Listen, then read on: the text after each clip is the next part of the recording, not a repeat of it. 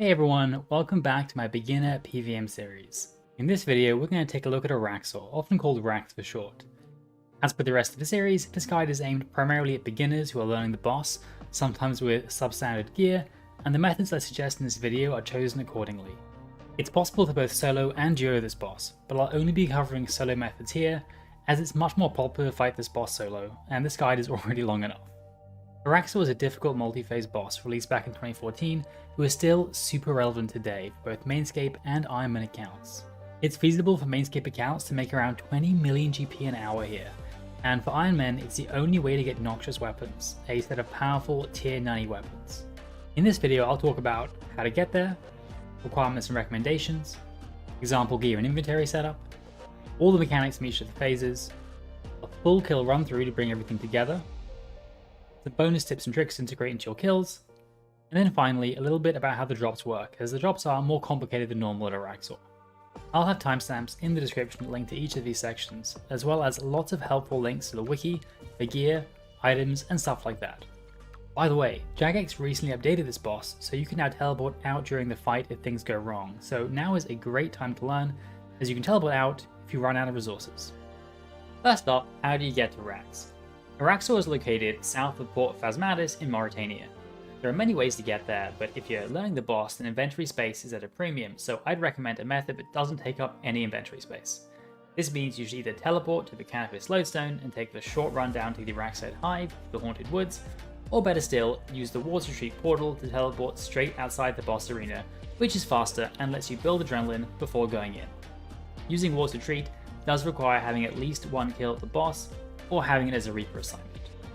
Once you enter the Hive, you have to jump over this little stream, and then you run to this web.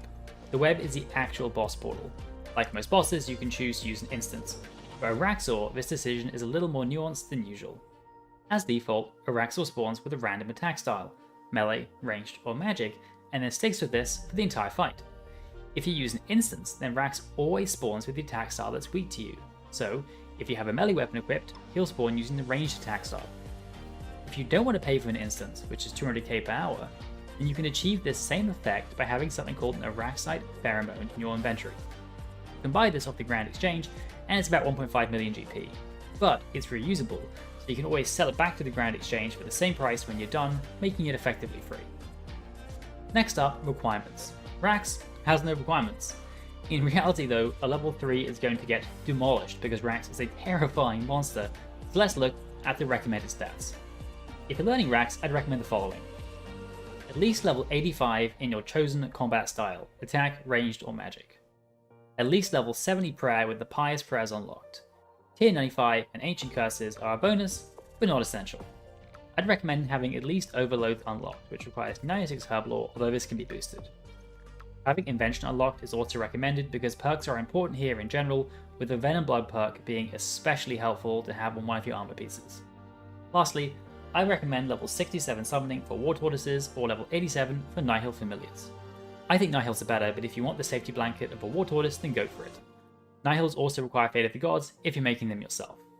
You don't need every requirement in this list to get kills at Araxxor, as your understanding of the mechanics is more important than your gear, but it's what I'd recommend if you want a smooth learning experience. You can kill Araxxor with any combat style. It's generally regarded that range is the easiest method to learn, and magic the hardest, but it really depends on what you're comfortable with. In these clips, I'm using melee. I'll show you the gear setup I use below. For my weapon, I'm bringing a Dragon Rider Lance from God Wars 2. In general, I wouldn't downgrade below tier 80 accuracy, and remember that if you're using melee, a halberd ranged weapon is strongly recommended. For armor, I have full Bandos augmented with Venom Blood, as well as other standard PVM perks. You can learn in tank armor too, but I think having perks is important, so try to use augmentable gear. I have a Reaper necklace in my neck slot, which helps with accuracy. I have the Asylum Surgeon's ring in my ring slot, which is a free quest reward from the Broken Homes quest. I have the quiver you get from the Prith Area Diary for some extra prayer bonus. I also have a Scrimshaw Vampirism. The Scrimshaw Vampirism is fantastic, and if you're using melee, I would strongly recommend it. If you're using mage or range, you can't use the Scrimshaw, so I'd probably take a Godbook or maybe a Sign of Life. For my aura, I use the Berserker aura. It is a fantastic aura because it boosts both your damage by a lot, as well as your accuracy, which are both important in Rax. If you don't have it, consider an accuracy aura or the vampirism aura. If you're not using melee, you can generally just swap out the gear I have for the exact equivalent item for the style that you're using. For example, you can swap out the Vandal's armor for Armadil armor and the Dragon Rider lance for Shadow Glaives if you decide to bring ranged. The most important part of your gear is your weapon, and aim to bring something with at least tier 80 accuracy or better. I'll show a recommended inventory on screen right now. It's a little different from the inventory you might see during some of the clips because the clips are taken from my hardcore Iron Man, so I take a slightly different setup than a regular account might take. Also, some of the clips are quite old, and I've updated my approach over time. First off, I have an Araxxor pheromone to make sure that Rax spawns using the combat style that's weak to me, which will be ranged. Next, I have a Holy Overload, but any overload variation is fine. Then I have a Super Restore Flask. You might only need a 4-dose vial, but if you're learning, the kills might be a bit slow, so a flask is safer. Next, I have my Familiar.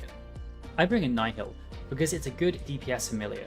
You can bring a Beast of Burden too for more food if you're worried about food, but you'll want to ditch the Beast of Burden as soon as you can because in the long run, it won't help you get more consistent kills.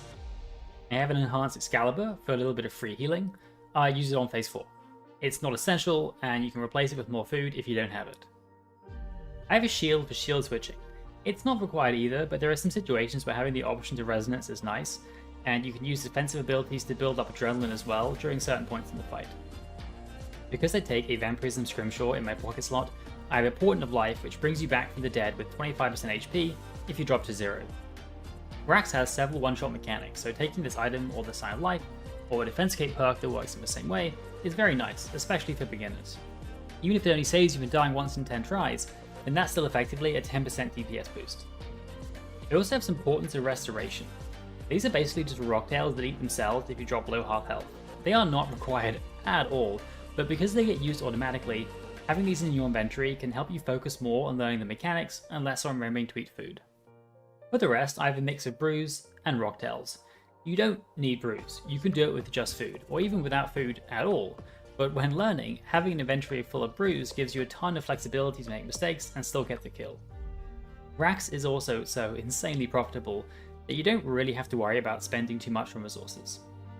One thing I don't have here is any anti-poison, because I use the Venom Blood perk. If you don't have Venom Blood, bring Grimy Incense Sticks to provide poison immunity.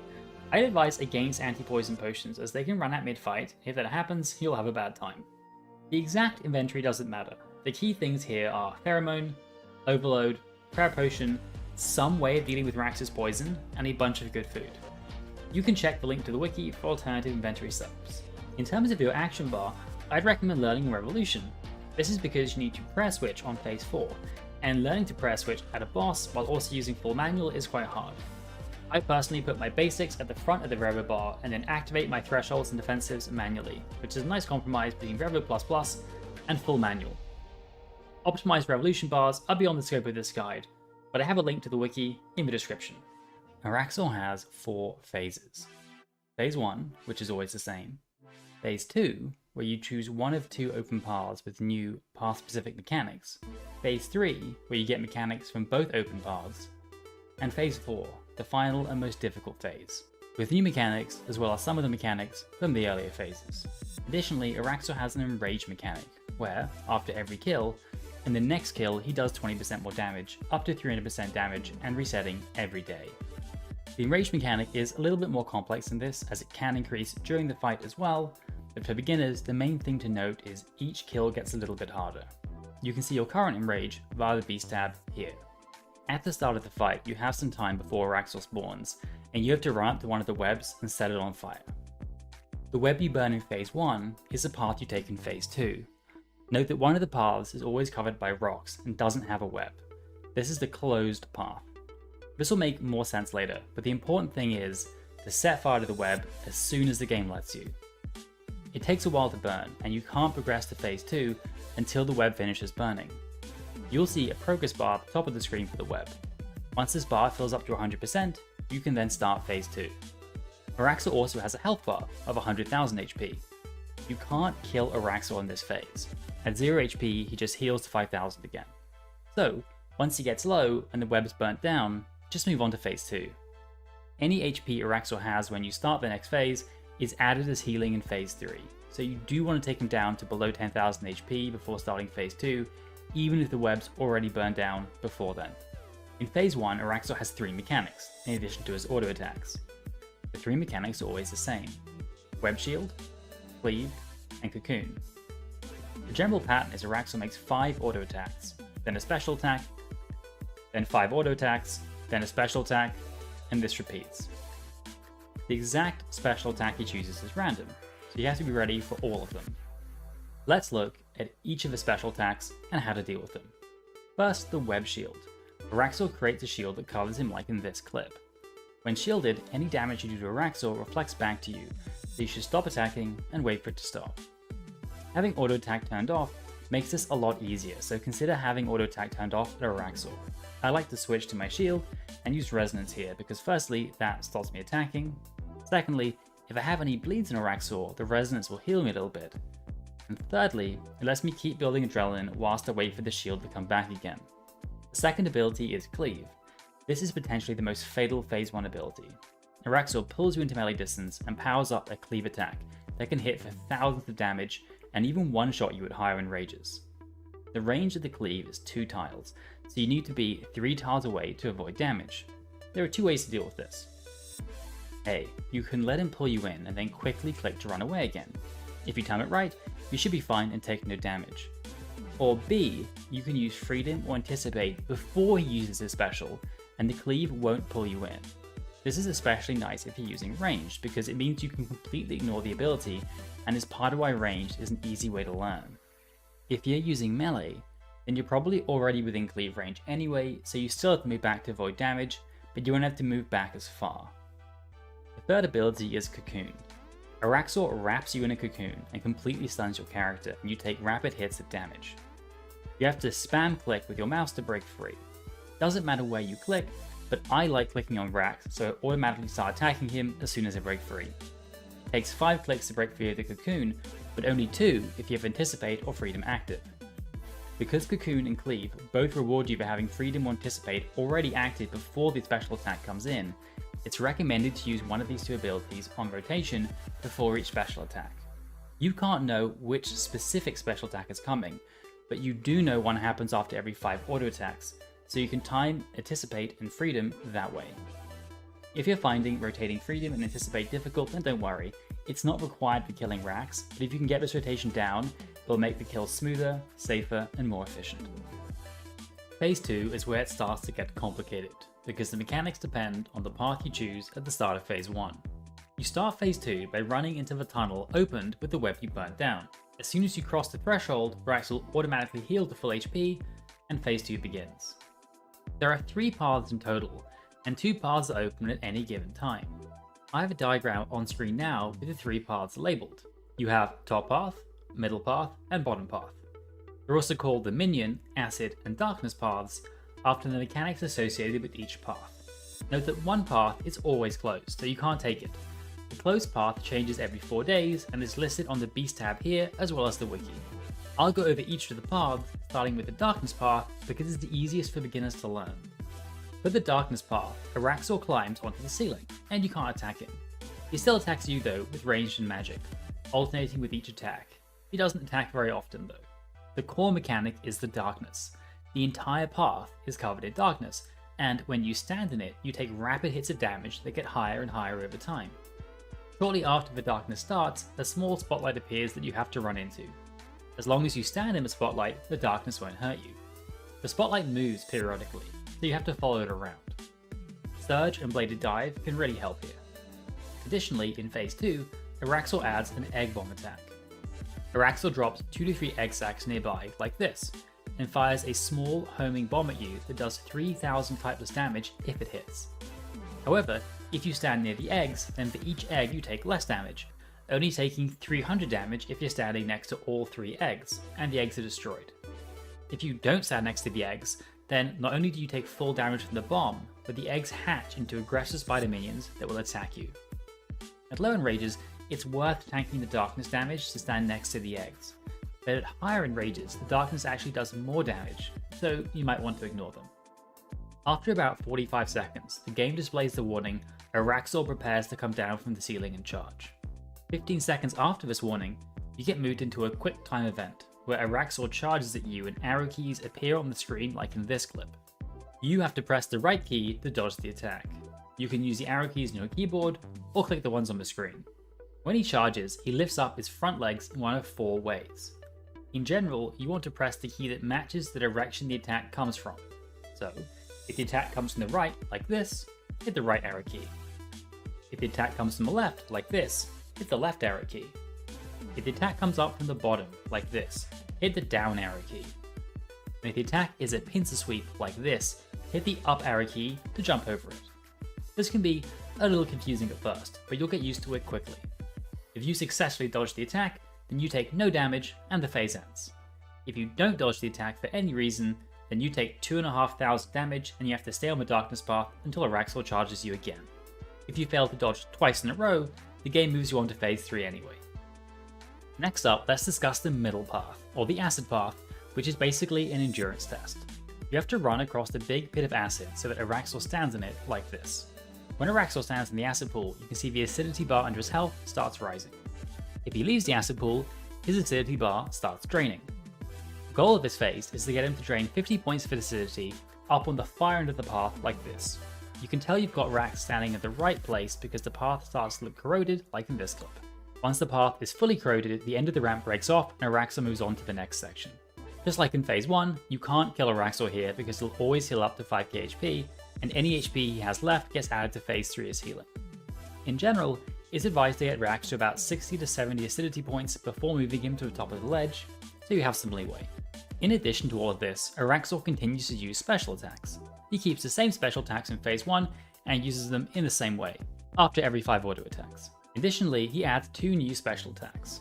Egg Bomb, which is the same as the Egg Bomb from the Darkness path, and Acidic Spider, which is a dangerous attack that will insta-kill you if dealt with incorrectly. When Rax summons an Acid Spider, he slams his claws into the ground, which is the same animation as his melee attack. He then shoots a web projectile that looks like his ranged attack, but instead of hitting you, it will land on the ground nearby. The projectile leaves a small pool of acid on the ground like this, which can be hard to see with all the other acid on the ground, and after a few seconds spawns a green spider minion. The green spider minion will walk towards you, and if it reaches you, it insta-kills you like this. Fortunately, the spider dies when its timer bar drops to 0, so you just have to run away. You can also use the ultimate ability Barricade, but for learning, I'd recommend just running.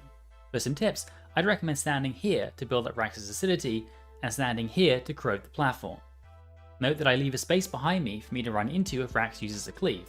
With everything going on, it can be easy to forget about the mechanics from phase 1, but you still need to watch out for them. The last of the possible paths in phase 2 is the minion path.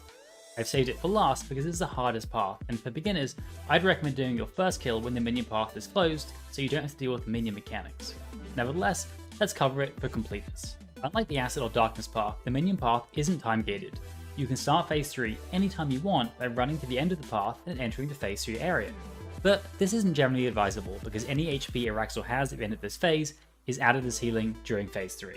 Like with the Acid path, Araxxor keeps all his phase 1 mechanics and adds 2 new mechanics, Egg Bomb and Spider Minions. The Egg Bomb special attack is the same as the one in the Acid and Darkness paths, but the Spider Minions are unique to the minion path. When Araxxor uses the minion special attack, you will see a bunch of spiders scattering like in this clip. Next, spiders start spawning one by one for a total of 5. 4 of the spiders will be regular DPS spiders that will attack with ranged, magic, or melee, but 1 will be a special spider. The special spider is either the pulsing spider or the dreaded mirrorback spider. Let's discuss both. The pulsing spider looks like this, and will heal Rax 5000 HP every 5 seconds. It should be killed as soon as possible for obvious reasons. The mirrorback spider looks like this and is extremely dangerous. When the mirrorback spider is alive, any damage you do to Rax is reflected back to you, just like the web shield. You should kill the mirrorback spider ASAP and be very careful with AoE abilities when it's alive. After killing the special spiders, I'd recommend killing the regular spiders too, as otherwise their damage can really add up, especially if your gear isn't very good. It's not required though. Araxxor can summon up to 20 spiders in total across the whole fight, so that's 4 waves of 5 spiders. The waves follow a set order that I have on screen now. In the first wave, it's the third spider that's a special spider, either a mirrorback spider or a pulsing spider. In the second wave, it's the second spider, and in the third wave, it's the first spider, so be extra careful on this wave. It's very easy to accidentally use a threshold as a mirrorback spider gets spawned, and this can reflect a lot of damage back to you. In the 4th wave, there are no special spiders, just regular DPS spiders. In general, as soon as you get Araxxor's health down low, say below 10,000 HP, you should move on to Phase 3. Just like in the Acid and Darkness paths, you can't kill Araxxor in Phase 2, he'll always heal back to 5k HP. In Phase 3, you'll have to deal with the mechanics from both open paths, including the one you didn't take, in addition to all the previous special attacks. This means you'll have to always deal with the 4 special attacks on the left of the screen, which you should be familiar with now. And additionally, you'll have to deal with the special attacks for the open paths. If the Darkness path is open, you have the Spotlight mechanic. Unlike during the Darkness path, the Darkness only lasts for a few seconds and is used as a special attack. At low end rages, it might not even be worth bothering to move into the Spotlight, as you can just eat through the damage and focus on DPSing. If the minion path is open, then Araxxor will keep summoning minions just like in Phase 2. Remember that Araxxor can only summon 4 waves of minions in total, so if he summoned waves 1 and 2 during Phase 2, then he can only summon waves 3 and 4 in Phase 3. Once he's summoned all 4 waves of minions, he won't ever summon anymore. If the Acid path is open, it's a little more complex. Araxxor inherits the acidic spider mechanic from the Acid path, where he summons a short-lived acidic spider that kills you if it touches you. Additionally, he can create something called a highly acidic spider. The animation for summoning acidic and highly acidic spiders are very similar. They both start with him slamming his claws down like a melee attack, but for the highly acidic spiders, they just wriggle out of the ground like in this clip, and there's no projectile. Highly acidic spiders don't hurt you, and if you want, you can ignore them. Alternatively, if you click on the highly acidic spiders, they'll start following you. They still don't hurt you, but now they follow you around like little 8-legged spider puppies. If you lure them through Rax by running or surging through him, then they'll hit Rax and explode. They heal Araxxor for 5k HP, and increases in rage by 25%, so he does more damage to you in Phase 3. The reason why you would do this is if you don't lure the spiders into Araxxor in Phase 3, then they get absorbed in Phase 4, making Phase 4 harder instead. Basically, luring the spiders makes Phase 3 harder and Phase 4 easier. For low end rages, it's generally better to ignore them because luring them is actually quite time consuming, but at higher end rages, luring the spiders might be advisable, as otherwise Phase 4 might be too difficult. To recap, I have all the possible special attacks in Phase 3 on screen now. Phase 3 ends as soon as Araxxor hits 0 HP. There's a cutscene where you enter the final platform and you see a second spider, Araxxor, drop down and brutally murder Araxxor in front of you. It's Araxxor you fight in Phase 4. During the cutscene, you should spam an ability like Freedom, Anticipate, or Surge so that you keep your adrenaline up, as the cutscene is quite long and you won't count as in combat. You can also use this time to eat, drink prayer potions, and position yourself for the start of Phase 4. Phase 4 is by far the most difficult phase, and the one that a beginner is most likely to die on. So if you find it difficult, don't beat yourself up over it. It's genuinely a hard boss to learn. Araxxor combines most of the mechanics you've learned so far with some new ones. Just like Araxxor, she does a special attack after every 5 auto attacks. The special attacks she uses are Cleave, Web Shield, and Cocoon, and depending on the 2 open paths, the Spotlight special attack, which is the same as Phase 3, the Minion special attack, which is a little different from Phase 2 and 3 because she won't summon as many minions and the minion type is random, and the Acid Absorption attack, where she increases her enrage based on the amount of acid left over from the acid path, increasing her DPS. If you lured all the highly acidic spiders from Phase 3 onto Araxxor, then this special attack won't happen. What really makes Phase 4 difficult though is Araxxor's basic attacks. Unlike Araxxor, who only attacks with one style, Araxxor will attack with both ranged and magic, and the attacks hit harder. The ranged attack projectile looks like this, and the magic projectile looks like this. Araxxor checks your protection prayers before she attacks, and always chooses whatever you're not praying against. So, if you have Protect from Mage, she attacks with range. If you have Protect from range up, then she attacks with magic. Now, damage in RS3 is determined when the projectile hits you, not when it leaves the enemy, so you can switch your prayer to match the attack Araxxor is doing, whilst the projectile travels towards you. This is called prayer switching, and is the core mechanic of Phase 4. To make it easier, I'd suggest standing 2 squares away from Araxxor, like in this clip. If you stand here, and if you're consistently switching prayers, it means that every single attack Araxxor makes will switch between mage and ranged, which is quite an easy rhythm to get used to. Having at least your basics on Revolution will also make your prayer switching easier. Just make sure that you never stand exactly 1 square away from Araxxor, or she sometimes uses her melee attack, which will mess up your prayer switching. Once you reduce Araxxor to 50,000 HP, the mechanics change again. She stops using any of her special attacks, and she will only use auto attacks. You have to keep prayer switching like before, but it's actually easier because there's no other mechanics to worry about. The catch is that Araxxor increases her enrage with every attack, so the consequence of missing a prayer switch is more severe than before. At this point, Araxxor will be hitting quite hard even through prayer, so you'll probably need to be eating food or drinking brews if you aren't already. Once Araxxor hits 25k HP, she adds one final mechanic for the last bit of the fight, the Putrid Acid Wave. You'll see the chat message, Araxxor unleashes the Putrid Acid Wave, and you'll instantly lose a flat 50% adrenaline. A black ball of sludge will start bouncing around like this. The sludge bounces 5 times randomly, and then the 6th bounce lands on the player. Once it lands on you, it deals hard typeless damage with every tick. You have to move at least one tile, and this will cause the acid wave to bounce another 5 times before landing on you again. It's important that you don't freak out when the acid ball hits you, and start running about all over the platform. You only need to move one tile, and only after the acid lands on you. Very rarely it can land on you before the 6th bounce. If it does so, your reaction should still be the same though. Move one tile, go back to hitting Araxxor. When Araxxor does hit 0 HP, the fight is finally over, and the last thing to do is loot her twitching corpse and hope you get something good. Let's do a final recap on phase 4, just because it is a little complicated and basically 3 mini phases in one. Part 1 is from 100 to 50k life points.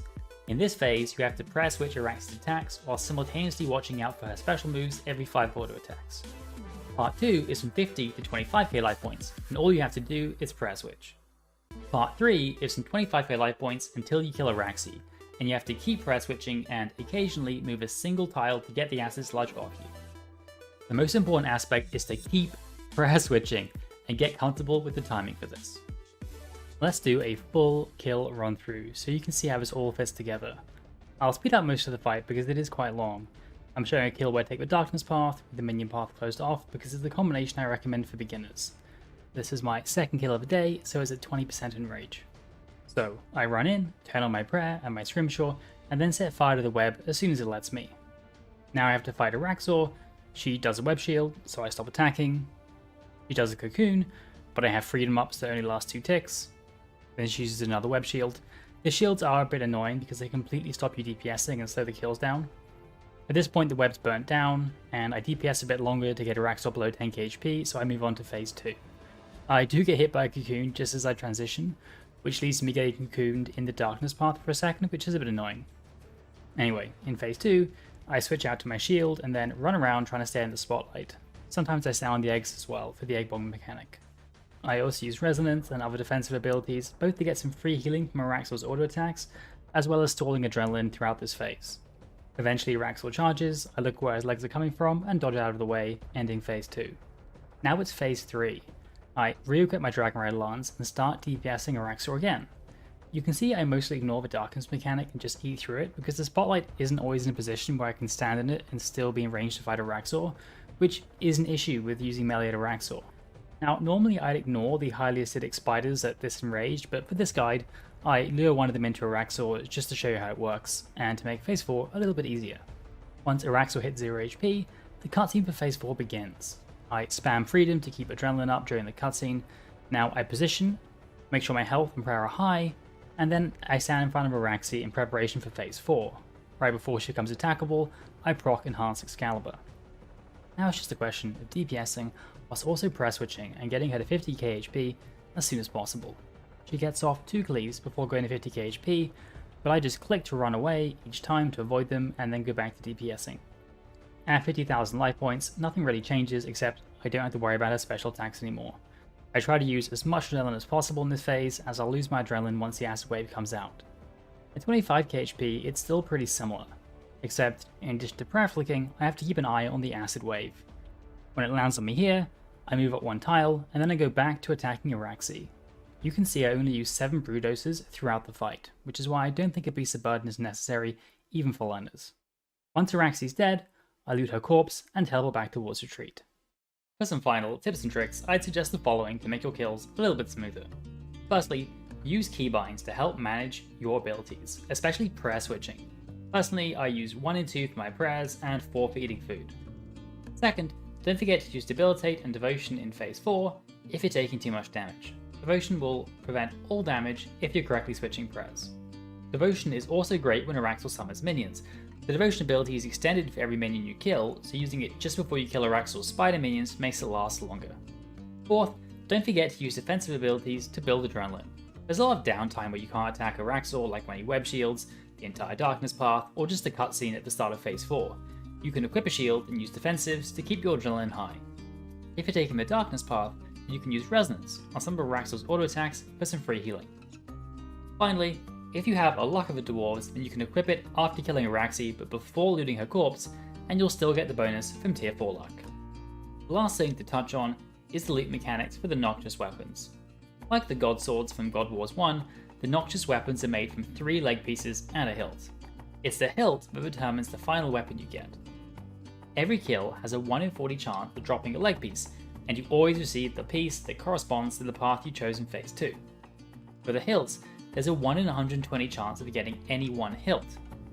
Araxxor is most likely to drop the hilt that matches the style he used during the fight. So if you did the fight using ranged, that means Araxxor would have used magic, which means you're more likely to get the Araxxor's eye hilt drop than the other 2 hilts. Keep this in mind, because the hilts are not all the same value. I hope you found this guide useful, and drop a question in the comments if you have one.